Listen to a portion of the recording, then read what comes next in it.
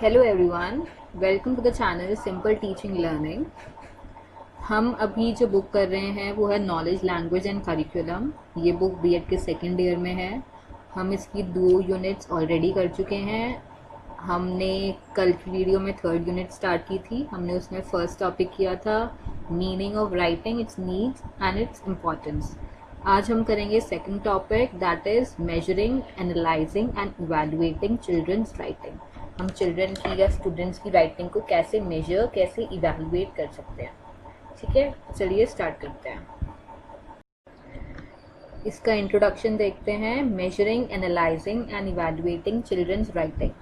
Process of analyzing of children's writing is closely associated with measurement and evaluation of their writing. हम children की writing को analyse कैसे कर सकते हैं?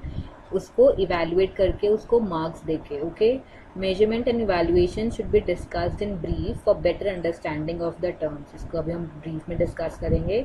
Measurement is a process of assigning science, symbols और numerals to the characteristics or attribute equipped with an object according to certain rules। किसी rules के हिसाब से हम किसी चीज़ को, किसी ऑब्जेक्ट को, किसी इवेंट को, किसी पर्सन को, किसी प्लेस को कुछ साइंस या कुछ न्यूमरल्स, मार्क्स प्रोवाइड करते हैं according to certain rules. That is measurement. According to S.S. Stevens, measurement is the process of assigning numbers to objects according to certain agreed rules. Okay.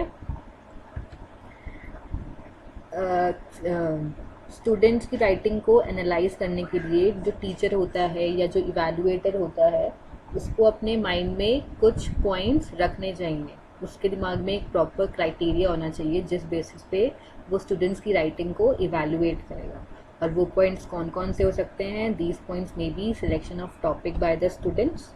ठीक है, कि student ने कौन सा टॉपिक सेलेक्ट किया है, कैसा टॉपिक सेलेक्ट किया है, उसके बेसिस पे हम स्टूडेंट्स की राइटिंग को इवैल्यूएट कर सकते हैं।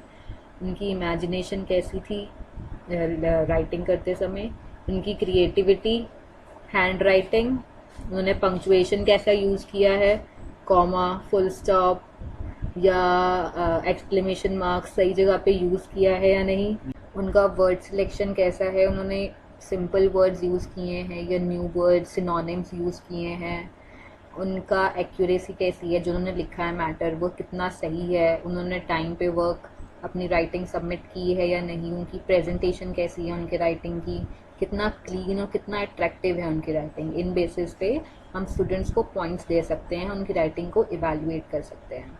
ठीक है, और कौन से पॉइंट्स पे कर सकते हैं? जैसे कि हेडिंग एंड सब हेडिंग, उन्होंने हेडिंग और सब हेडिंग सही से डाली है या नहीं, वो उनको डिस्टिंग्विश कर पाए हैं या नहीं, उन्होंने कोटेशंस, जब हम कोटेशंस लिखते हैं तो हमारी राइटिंग या हमारा आर्टिकल या जो भी होता है वो ज़्यादा अट्रैक्टिव बन जाता है।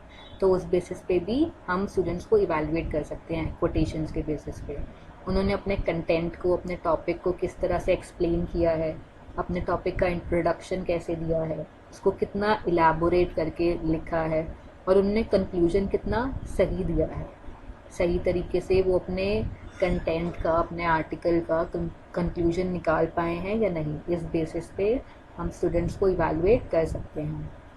और किस बेसिस पे इवैल्यूएट कर सकते हैं? On the basis of originality, कि उन्होंने जो कंटेंट लिखा है उनका कितना ओरिजिनल है, उनकी खुद की इमेजिनेशन से है, और उन्होंने डिफरेंट कलर्स के डिफरेंट इंक्स यूज़ करी हैं अपने राइटिंग में, चार्ट्स और डायग्राम्स बनाए हैं, लिस्ट बनाई हैं। कोई भी मुझे पॉइंट्स लिखने होते हैं तो ऐसा कहा जाता है कि उसको पॉइंट्स में लिखो 1 2 3 4 करके, instead of writing it in paragraph. क्योंकि जब हम पॉइंट्स में लिखते हैं, लिस्ट बना के लिखते हैं, so it looks clean and attractive. ठीक है, उन्होंने डेफिनेशन सही से हाईलाइट करके लिखी हैं, उनका फॉर्मेट सही है या नहीं, मार्जिन कैसा है उनका, उनके लेटर्स का साइज़ कैसा है, उनकी लैंग्वेज, उनकी ग्रामर कैसी है, और उनके वर्ड्स के बीच में कितना स्पेस है, कितनी क्लैरिटी है उनकी राइटिंग में। इन सब बेसिस पे हम स्टूडेंट्स को जो हैं, चिल्ड्रन को इवैल्यूएट कर सकते हैं। ठीक है, A table is presented here under showing components of analysis and evaluation of students' writing। ये टेबल बनाकर हम स्टूडेंट्स की राइटिंग को इवैल्यूएट कर सकते हैं। जैसे हम उधर स्किल लिखेंगे, जैसे फर्स्ट स्किल है सिलेक्शन ऑफ टॉपिक। अगर उनका टॉपिक बहुत ही अच्छा है then we will take on average, या गुड है या एवरेज है, सेटिस्फैक्ट्री है, पुअर है, और फिर हम रिमार्क्स देंगे। जैसे जैसे उनका है उस हिसाब से हम उस कॉलम में टिक करते जाएंगे. This is just an example, these are just few skills. बहुत सारी स्किल्स हैं, आप कोई भी स्किल लिख सकते हैं. ठीक है, और ऐसे टेबल बना के you can evaluate the students writing.